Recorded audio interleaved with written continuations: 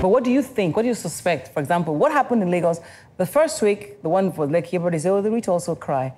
2 weeks after, it happens in a place that I know structurally is properly drained and planned. Ebutemeta, Yaba, it's one of the best regions where everything has drains.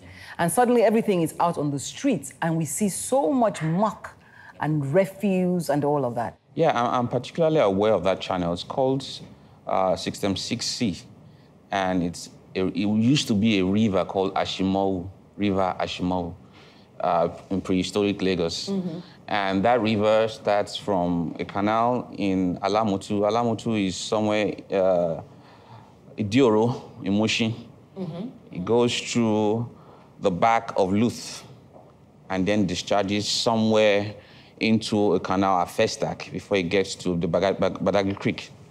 Now, because of activities around Mushin, especially the market at Idioro, the Mushin, we have a lot of waste, solid waste.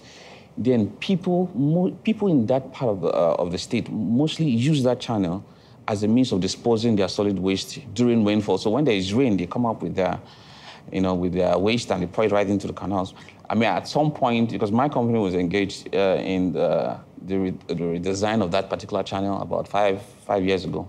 And at some point, we saw a fridge, a refrigerator, a used refrigerator dumped into the channel, mm-hmm. sometimes dead bodies, and sometimes a lot of waste. So these things clog the existing culverts. Culverts are like what we call small chutes that allow waters to pass through them, and then you have a road on top of them. So they fill into those culverts and cause a backlog. So that backlog is what is experienced. Okay, that's the human side. Mm-hmm. But I mean, I would also think that government has a responsibility as well to ensure that, first of all, are those channels the right size? Mm-hmm. Are those channels being cleared as it should be cleared? Yes. And as a concerned citizen, because I remember the beginning of your article, you said this is in response to somebody who was saying, Lagos is in trouble, Lagos is going down. Exactly. So, but you say Lagos will not go down if the right things are done. Exactly. Exactly. Like, for example, for the case of the one that happened in Surulere, particularly it's called Owokoniro Axis, just by Bert Freeman, was as a result of clogging by solid waste.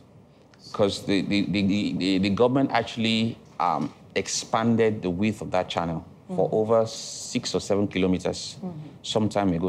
And that solved the problem of flooding in that environment. So if you're having that major challenge now, it's majorly due to solid waste. But then there are other areas in Lagos, like in Lekki here. I think many of the channels are undersized. I think we don't have enough primary channels to drain Lekki, to take water out fast. And also, sand filling activities, property, development and all of that. So some fill and extend those waterways. And some of those challenges are what you have causing. Okay. Well, because people start thinking I'm speaking over their heads, this is to give the scientific reasons for some of these things. But I also think they are human problems. People should understand when you're talking, you're talking from a place of knowledge. Like a civil engineer is trained to understand much more than roads and houses, you said. Exactly. What else do you do? Well, civil engineers are involved in wastewater. Mm-hmm. Wastewater has to do with water from your toilet, the kitchen. Mm-hmm. Naturally, now it goes into our public drains. It's not supposed to be. Where should it go? It should go into an underground waterway, into a major treatment plant. That's how it's done in developed parts of the world. Because when we are living in villages, we can use soccerways, we can use septic tanks, and it's harmless. But when we start to live in large populations, in hundreds of thousands, we're supposed to, that water from toilet, kitchen, from our bathroom is supposed to be separated. The only water that should get into our public drain is rainwater. No, don't tell me in Lagos all this is going into public drains. For some parts of Lagos, like developments that were done by Latif Jakonde, most of the estates, many of them have underground wastewater networks, and treatment plants. And most of the... But future builders ignored these things, obviously. Yeah, recently the government made it compulsory for estate developers to have underground sewer networks. that takes out that water so that the water that you discharge to the public is clean. Because there are international standards that you should observe. From your premises, there are standards of water that you get out there to the public. Okay, I mean, we seem to know what's good. I don't expect government not to know what is right. So, but there seems to be a human problem in all of this. You're talking about, for example, Lateef Jakonde built and built right.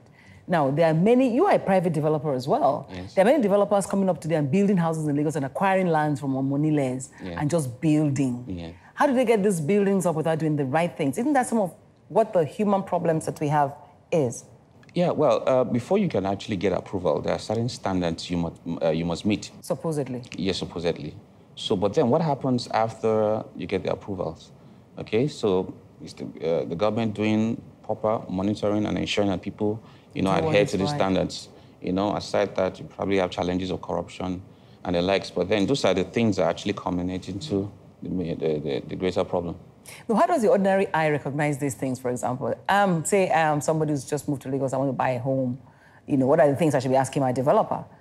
What are the things or I'm a voter, what are the things I should be thinking about if I want to elect a leader and I live in these spots and I want to be protected?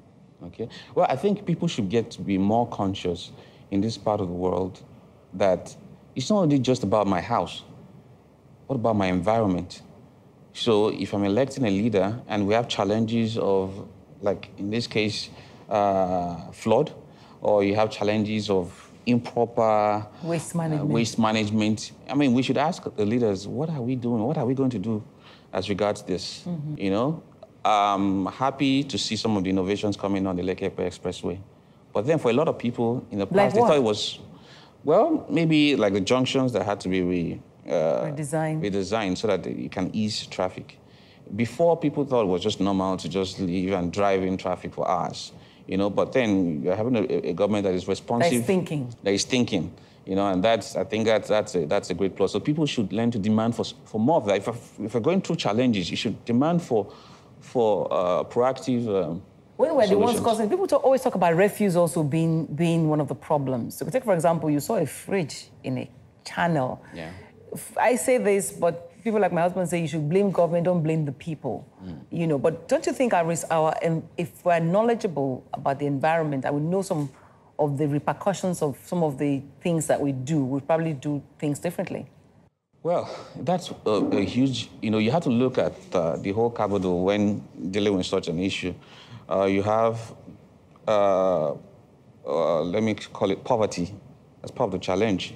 A number of people don't want to discharge their waste into the normal trucks because they don't want to pay for it. So they're looking for cheaper. Naira. Exactly. So you have poverty. And then why are the people being impoverished? I mean, why are they poor in the first place? Was the government doing long time to ensure that you bring more people out of poverty, get more people into the middle class so that, because someone who is trying to struggle for his life cannot think beyond survival. So as far as it's concerned, let me just dump that waste in the canal. So it's a bigger problem than just, So that makes it a governance problem then? Yeah, I think part of it is governance on the larger... So as a man sitting on the side who's a developer, I mean, because from what I read there, what drove you to write that piece? Oh, well, yeah, what drove me? First, I was trapped on that day somewhere. Oh, really? You were on the street at that time? Yes, I was on the streets. I was somewhere in VGC, and I was trapped there. And then, I saw on the media people were sharing what they think, could have caused the problem. And I thought, okay, I mean, I saw it as a call, to duty to, let me just enlighten people and educate them. With the aim to achieve what? Well, maybe when you have more people know about what the environment should look like or what the environment should have in terms of infrastructure, then at their every level, they can demand for it, So, but when you don't know, you probably don't even know how to address, so it's at every level, both at governance. That way you can hold government responsible. Exactly.